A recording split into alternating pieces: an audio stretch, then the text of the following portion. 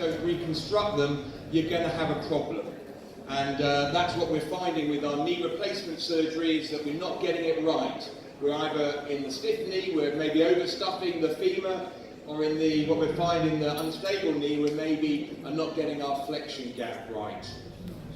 There's no shortcuts to knee replacements. It's this accurate execution of key bone cuts, appropriate sized implants, care with the soft tissues, maintain the posterior capsule, flexion extension gap balancing, and there's no shortcuts to a knee replacement. There's a huge potential for cumulative errors to occur. And this is the reason for revision, and this is in the Australian registry, in the British registry. You can see that one of the common causes for revision is instability. In the hip, it's the predominant cause for instability in the first year, but it tends to be a more chronic presentation of instability in the knee later on in the midterm. So when you've got a varus knee, you've got to really release the medial structures. In a valgus knee, you've got to have the strategies of the appropriate ladder of ligament release laterally off the femur, with potentially pie crusting of the posterior lateral corner to get that knee balanced. And it's also about the rotation, and we've heard about this, how important it is to get the rotation of the femur, to avoid internal rotation. This makes a big difference, and if you get it wrong, you can affect both of your patellar tracking.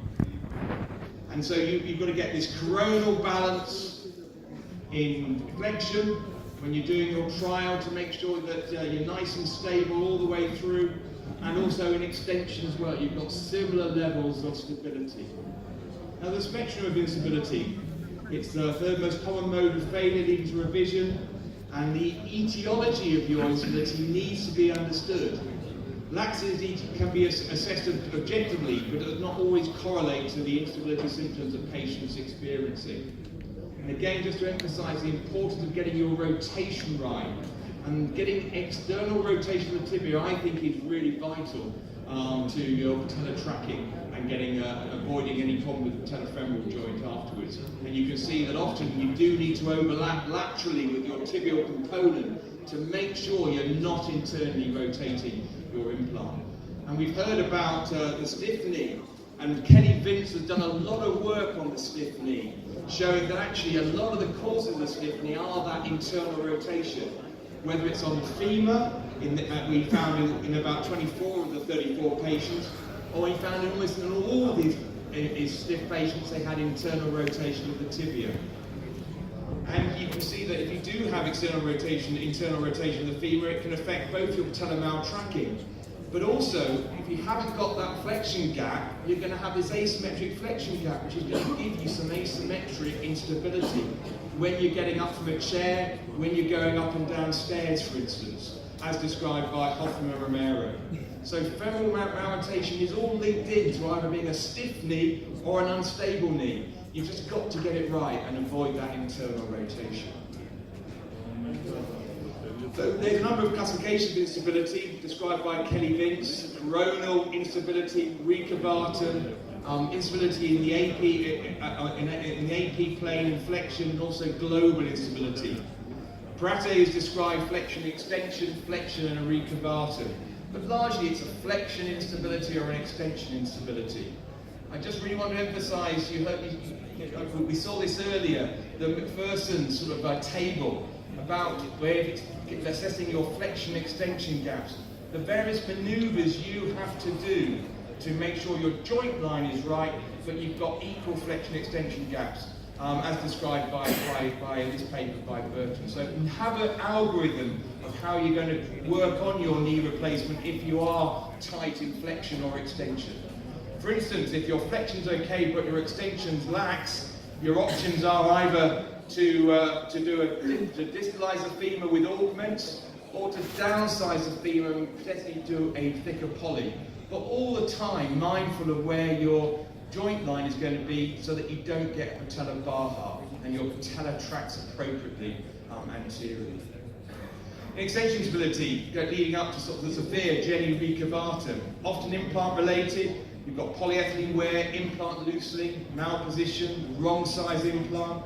You see it in fracture cases, maybe implant breakage, or if you've got sort of a significant ligament instability.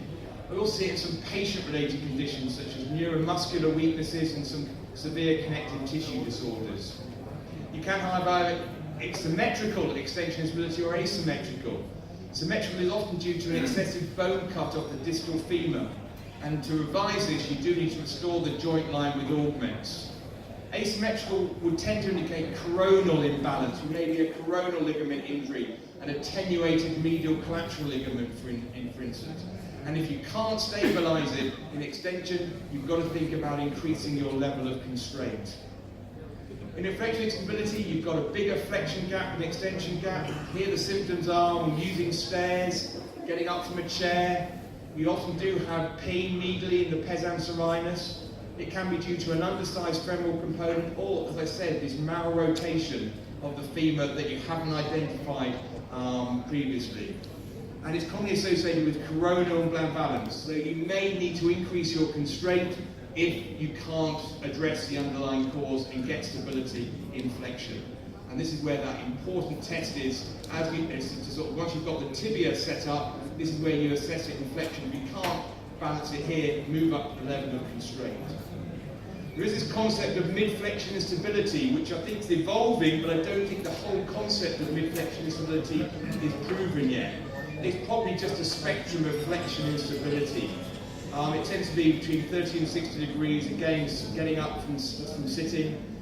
Maybe it's due to the raised joint line, where you've done an increased distal femoral cut, and it's also been postulated it's maybe due to damage to the deep MCL. But yeah, I don't know if I believe it, that there's a definite syndrome of mid-flexion, and I think it's just part of the spectrum of flexion instability. How you investigate instability? You've got to investigate for everything, because there's lots of reasons why a knee might be painful or a knee might be unstable. Don't ignore infection. And the whole thing about investigations are you must only revise a knee if you know the reason for your revision. So you examine it, obviously, you maybe take them to do stress films in the X-ray department, you look at their gait, whether they've got a thrust, do an assessment on the table, whether they've got anterior posterior draw. Long leg views are vital, I think, before you do a revision. And also look at X-rays over the last few years, see whether there's been a progressive change. And then a CT scan to assess for malrotation or potentially loosening of the implant. Treatment of instability is basically based on finding the cause and addressing it, because bracing is very rarely tolerated long term. And it's really futile to reconstruct the ligaments around a knee replacement. So look at mechanical access, look at the coronal balance, look at whether you've got to increase the constraint. And all the time, that first operation, the first time you have a chance, that's the time to get that knee replacement right. So get it right first time. And this severe varus knee probably needed to have a rotating hinge knee right from the word go to make sure we haven't got the problems of instability later on in this patient. We've got the various the levels of constraint, which we are going to hear from later. The various implants from CR to PS to a CCK right up to a rotating hinge. And it's important to choose the level of constraint required, depends on the soft tissue and not the bone. So I'm predominantly a CR user, it's probably in about 50% of the knees in the UK. But yeah, a lot of people do use the PS because it's slightly easier to balance, because you don't need to take care of the posterior cruciate ligament. And then in revisions, you move up to the CCK. If you've got a medial collateral ligament, but it's a bit attenuated, a CCK can certainly give you that coronal stability. But if you haven't got an MCL, you really do need to be thinking about a hinge. And now you have these fully constrained rotating hinges that really are very good. If they're condylar loading, they do put relatively low stress on the bone cement interface.